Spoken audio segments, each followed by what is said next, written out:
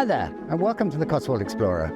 I'm Robin Shuckburgh, and we're exploring the wonderful region of the Cotswolds in southwest England.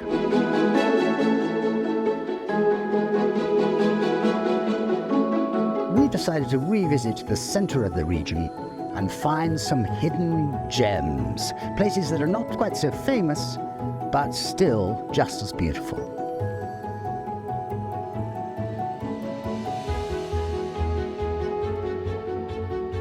Today you find Ross, Widget, Gizmo and me in the little village of Duntisbourne Rouse.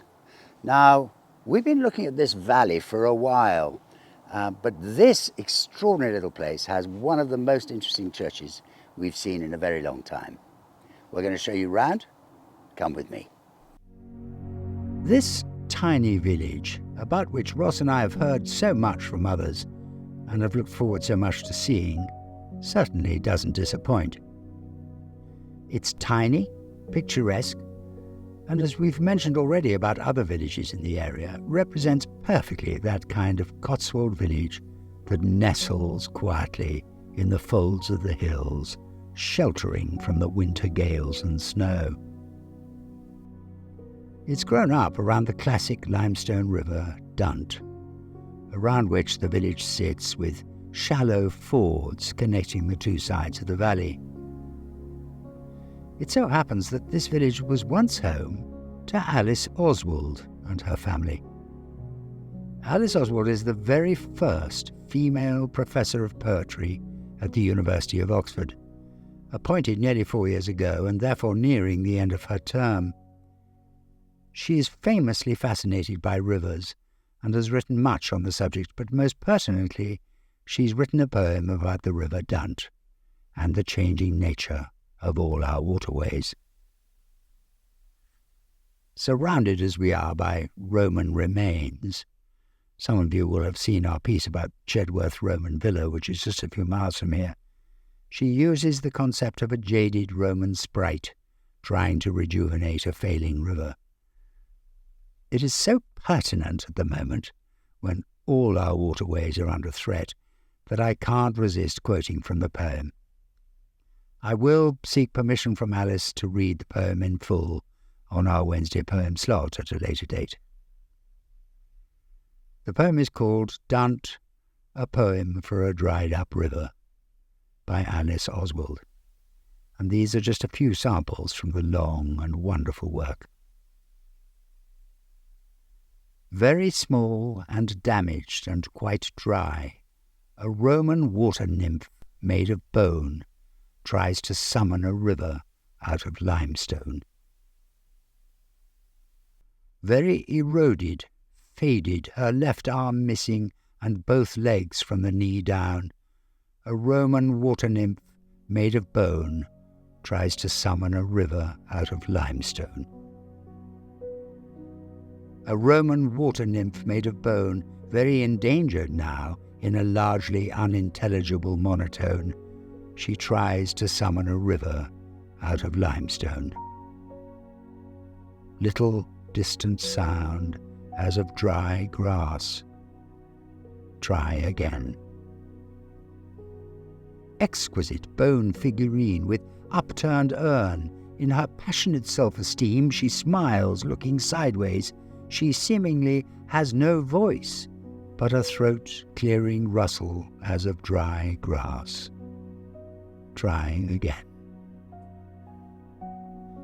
And they say, in the days of better rainfall, it would flood through 5 valleys.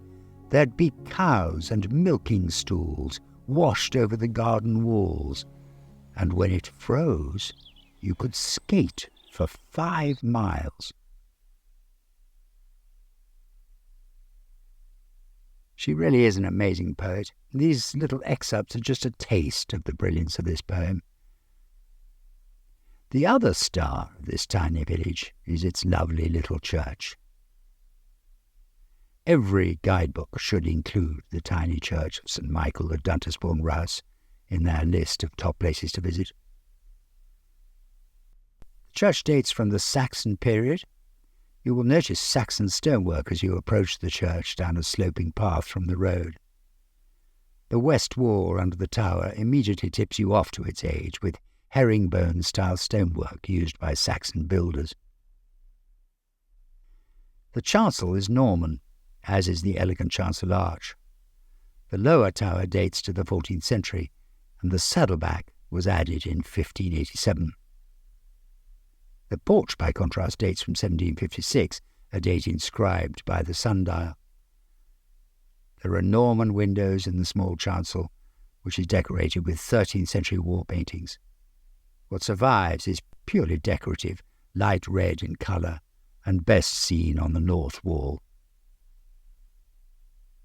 Evans, after passing quite briefly over the church at Duntisbourne Abbots, firstly apologises for this section of his book containing so many churches and begs his readers' sufferance. Perhaps I should join him. I have been banging on about these lovely buildings rather a lot recently. Maybe, just maybe, I will try and mend my ways soon. But he then writes, much more interesting is the little Norman church at Duntisbourne Rouse, which seems to have been but little altered for the last 600 years. The hill on which it is built has a steep decline from west to east, and there is therefore room for a crypt under the chancel, lighted by a small, deeply splayed window. The chancel wall above was blank after the local peculiarity more than once noticed, but a small modern window has been inserted. There is a very curious saddleback tower at the west end, on which there is an inscription that reads, "This was built by John Haldon, mason, in 1587, and the interior contains some good old oak pews and a fine Jacobean pulpit. Altogether, it is one of the most unmutilated churches of its kind in the county." The manor was, with that of Temple Gighting, bestowed by Bishop Fox upon the Oxford College of Corpus, and here the college are also the patrons of the living.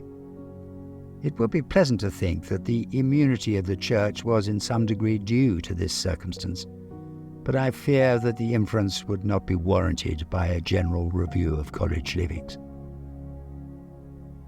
One final observation is that in the churchyard, as so often in these parts, the gravestones are not all carved with names, as is common elsewhere, but brass plates with the details of those buried therein engraved on them and let into the stone. This is a system that is now rarely, if ever, used. I do hope you've enjoyed our little trip around Duntisbourne villages in general, but Duntisbourne Rouse, which we are in now, the lovely little stream, which is the River Dunt, which runs along the valley, these glorious buttercup-ridden fields. It is just classic Cotswolds. We've had an absolutely wonderful time here. Don't forget to subscribe to the channel. You can find us on all the normal platforms, of course, and we will see you again somewhere else in the Cotswolds very soon. Goodbye.